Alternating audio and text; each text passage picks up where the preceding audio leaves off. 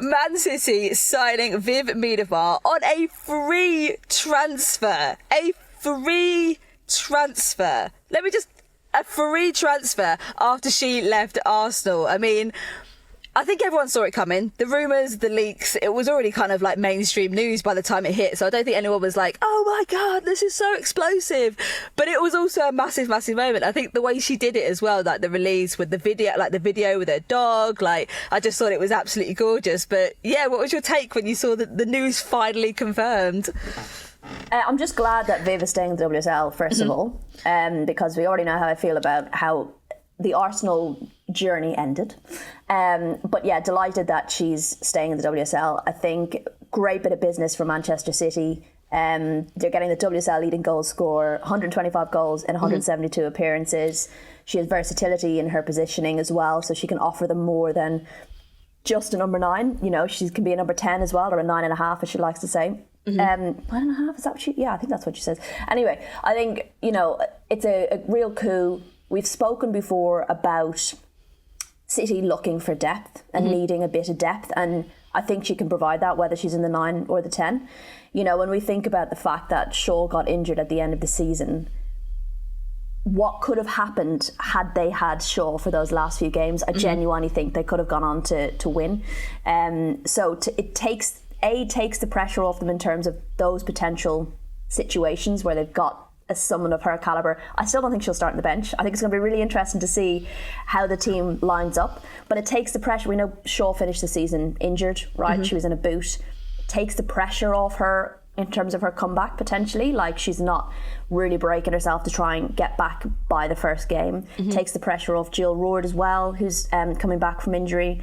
And it just gives Man City a bit more flexibility. It's so exciting. Can you imagine, like, her, Shaw, Hemp, Kelly, disgusting. When Roord comes back, Jess Park, where's she going to play? Is she going to go back out wide, or in the? It's just like, it's exciting. And I think while it's a bad bit of business to let her go on a free, it's a great bit of business for Man City. Isn't it just? I mean, when you kind of look at like the calibre, even like from a fan and like commercial basis, like getting someone like that over to Man City in blue, getting Viv Miedema to go into a blue kit, I think like shirt sales are going to absolutely rocket. Like the amount, I don't think you can underestimate just how powerful a specific individual women's footballer is for one brand. Like, so many people are just going to move over and start supporting Man City because she is there, because they want to watch her, because they've followed her and her incredible career. But I think touching on some like the versatility that you were talking about there, Rach, I mean, obviously Bunny Shaw's sort of like slowly going to be coming back from injury, Lauren Hemp kind of chipping in, but you know, we have seen her be quite versatile in terms of Arsenal's front line. I mean, we have seen her maybe drop a little bit deeper, sort of go into that kind of collecting role. Do we think she's going to be feeding, or do we think she's more going to be kind of like, absolutely, I want to make an absolute impact for me, I'm going to be up there with Bunny in the box, like, yeah. How do we think she's going to play it? Because it's hard to know. Well, look, I mean, that's for Gareth Taylor to decide, but I think, you know, she has spoken before about how she prefers to assist than score. So I'm sure she'd be very happy to be the one providing the goals. I also think I interviewed Bunny Shaw at the end of last season. God, last season, that was only like 6 weeks ago. Minutes ago. But I interviewed her at the end of the season. She was picking up her FWA award, and she spoke about the impact of like other players in training and how they've improved her as well, and how she's improved because of the quality of players around her and how much she's learned from them. And I just, when you think about adding a Viv Miedema into that little package of training, you know, not just her influencing them, but them influencing her, I just think both Shaw and Miedema can only improve from having that quality around them and like pushing each other. So whether she plays deeper or whether she plays up front, she'll probably potentially play deeper due to Roord like taking a little while to come back, but then you've still got Park, who was playing that position so well at the end of the season. So it's exciting to have those options, because I think that's what we've spoken about before with Man City, is that kind of plan A and needing that plan B, and it gives you those options. Well, I also think it's quite interesting, obviously, when you've got the Roord collaboration, they kind of know each other, they know each other's styles of play, they've played together a million times before. You kind of think, well, naturally that would be such a good little partnership that you can kind of see forming in the pitch, and you just think, God, the potential for it is just so fascinating. Like, I kind of want to go and see Man City's first game of the season. Obviously, the dates haven't yet come out, but I do think I might just take a trip up to Manchester if it's on. We should probably do an at the match just to watch like just Viv in a blue shirt. I just think mind blown. Anyway, I mean, there was a little bit of controversy around her kind of move into Man City. She kind of opened up a little bit about the reason behind her Arsenal exit. She was kind of saying on a podcast, The Women's Game, which is hosted by United States women's national team midfielder Sam Lewis, she kind of said, I decided to re-sign 2 years ago because at that moment in time I thought Arsenal were going in the right direction, and I always believe that if I'm happy off the pitch, I'm good on the pitch, and I thought London feels like home, so let's do it again. Obviously, with the injuries and the struggles I've had lately, it's been really, really difficult to be around the club and to be at the club sometimes. I think from both sides we realised that this isn't the fit it was 2 years ago anymore, and from there on you need to look to the future. I was speaking to clubs in winter. I was really close to potentially moving in winter already, and from there on my focus has always been on getting fit and moving forward somewhere else. Obviously, it's sad. It's sad when you've been somewhere for so long, you've been part of the club, you've been part of that development, but I think it's the best thing for me, and hopefully I can show that next year someplace else. So I think I was a little bit shocked, to be honest, because I hadn't appreciated that it was something that she'd been thinking about for the past 6 months. I kind of was holding on to this, she's kind of Arsenal through and through, and that, they would do everything they could to kind of make it work. And then we kind of saw that sort of a little bit controversial video with a bit of argy-bargy with her and Ideville at the end. And I hadn't appreciated that she'd been that unhappy, to be honest. But was that something you'd been aware of, or that you kind of saw coming before I did? Well, I didn't think she was really a Jonas Ideville player. Mm-hmm. I think they maybe clashed a little bit in that respect in terms of football brains, right? And I think Miedema is probably the type of player who's very outspoken about tactics and ideas and stuff like that, and I think you get the best out of her when a manager gets that. We saw them with Montemuro. I think she got on really well with Joe Montemuro, and she. But did you think there was a part of her the Dutch that might go back to him in a way? And So I was really intrigued to see where he went, and I thought maybe if he came over here, could he lure her? I did when I saw his move to Lyon, right? Like I did. Part of me think, oh, maybe she won't go to Man City. I thought he could maybe lure her there. That's where I thought she was going all day. I would have bet my house on it. I think maybe you get the best out of her when the manager is less, I guess, maybe a bit more flexible in terms of allowing a player to voice their insights or kind of feed in to that kind of thing. Mm-hmm. What's interesting is I'm not sure if Gareth Taylor is that kind of manager, so it'll be interesting to see how they got on there. But maybe not a huge surprise in terms of what she said, in terms of, it was about, I guess, how much, you're not always going to like your boss, right? You're not always going to be pally-pally with your boss. And I guess it's about how much you can put up with and work together for the same goal. And I guess when you feel like both of you are not on the same path to the same goal, that's when it gets really difficult. Like I'm sure we all have bosses in the past that we don't massively get on with, but we understand the objective and what we're trying to do, right? And I think sometimes if those two paths aren't aligned anymore, you're like, right, there's only so much I can do here. I need to go somewhere else if I want to achieve what I want to achieve. So the proof will be in the pudding for Arsenal. If she's gone to a rival, which is an ideal, if she starts banging in the goals or she starts assisting, which I hope she does. And I think as well, like, having had the injury, having to work your way back in, having to have another operation, maybe sometimes a fresh start, you just shake all that shit off. You're not comparing yourself to other seasons. You're not saying last time I would have made that pass or last time my connection with that player was better. You fresh slate, right? Maybe that will be invigorating and we can kind of, because I really think there's more from her. I really don't think she's reached her ceiling. Well, Arsenal haven't really wasted any time trying to find attacking replacement. It was kind of a roving door of attacking talent, really. It was like, okay, well, good luck now. Tassar bye. Oh, hello, Mariona Caldente. Don't let the door hit you on the way outside. Can I just get the door for you there? Literally. And credit to the Arsenal social media team, because that day that the move was announced, there were 8 separate posts within the space of about an hour. I saw that. There was one from Alex Bayliss. Feed out your content. Eke it out. Literally that. I was like, you've absolutely dumped. You have gone to absolute town on this. There was the interview. There was Alex Ibiseta collecting her from the airport. It was a great bit of content. Then there was the original interview. Then there was a photo shoot. Then there was the shot of her signing the papers. And then there was another bit of the interview. And her with her shirt from the right, her with her shirt from the left, the back of her, the front of her feet. Guys, spread out your content. You could have got a week's worth of content there. I was like, oh my God, has she re-signed? I thought they'd maybe taken a post down. Like, you know, sometimes like you get a typo or whatever, you've taken it down and put it back up again straight away. Or like, admin was like, post. Oh, but you can schedule stuff, guys. Come on. Get all the old stuff further down the feed so nobody sees it anymore. It's like when you break up with someone. Bye Viv. Mariona. Yeah, I mean, the calibre of bringing in someone like that. She's won 6 La Liga F titles, 3 Champions Leagues, 6 Spanish Cups, and is Barcelona's 5th all-time scorer. I mean, you couldn't really find a better way to kind of fill in some kind of Miedema-esque gap. We have got a very interesting question from Libby. I was slightly aggrieved, Libby, when I saw this question because it specifically says, for Rachel, who would you love to see Arsenal join this season? I'm not going to take it personally. I've taken it personally. I would.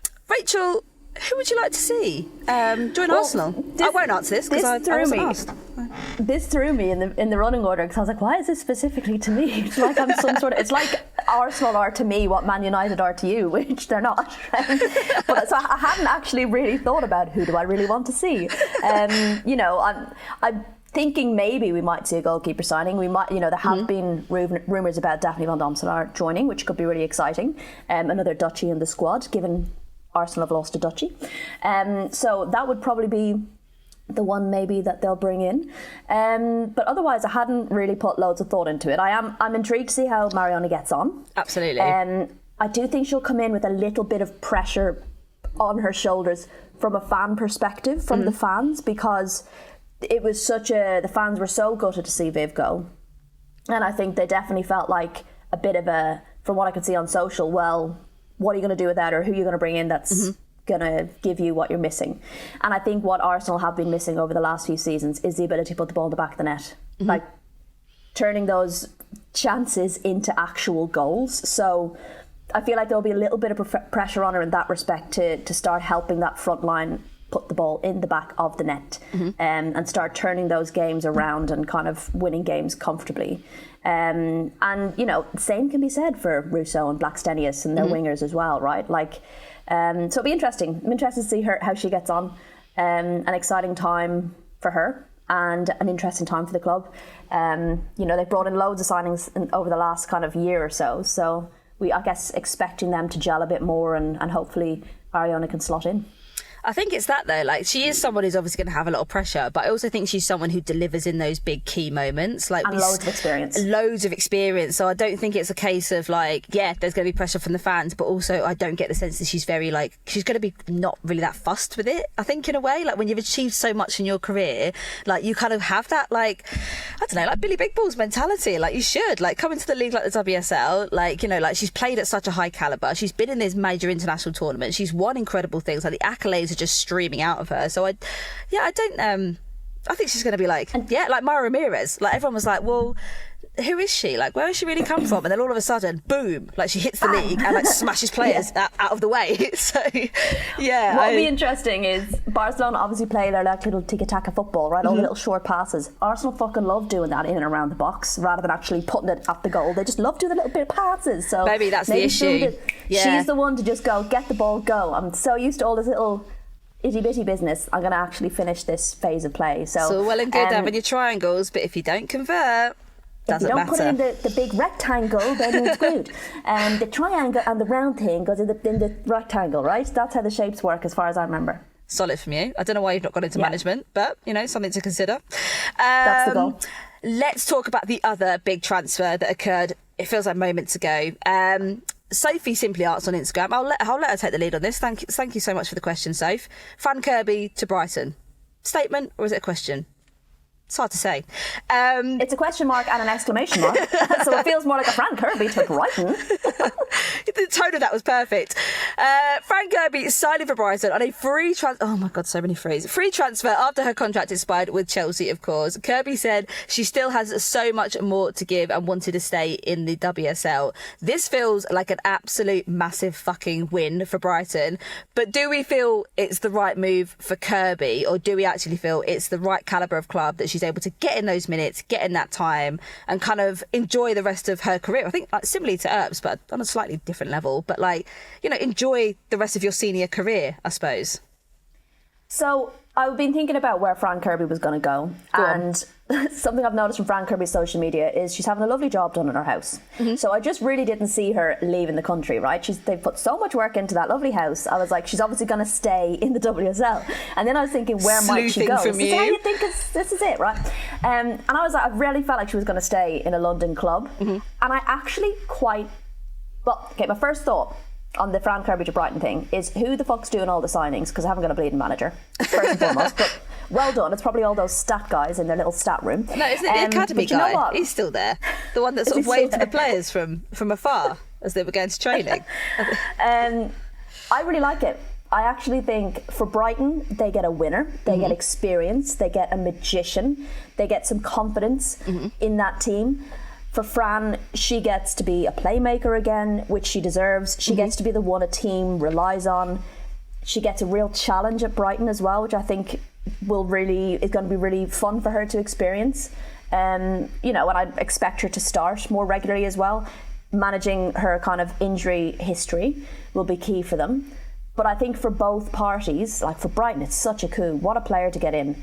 And I think that will really help some of their younger squad members as well. But I quite like it, actually. I'm excited to see her. Yeah. I thought it was a really like lovely kind of old-fashioned signing type thing. When I saw like the Kirby, you know, the wedding letters like behind her, those kind of like bolded light bulb letters in the away shirt as well. Yeah, I just thought it was one of those like classic women's football transfer, like old school like ways of doing things. But I really rated it. Really rated it. I also really loved their video where she called Maria Torsdottir. That was cute. On FaceTime. That was cute. That was amazing. And like they'd just be on holiday together. So Fran had managed to like keep this to herself while they were on holiday and then surprise her. Maria was like practically in tears. It was so sweet. It was a less is more approach. Very, very... Not 97 posts in an hour. Yeah, very, very different, but also very, very effective.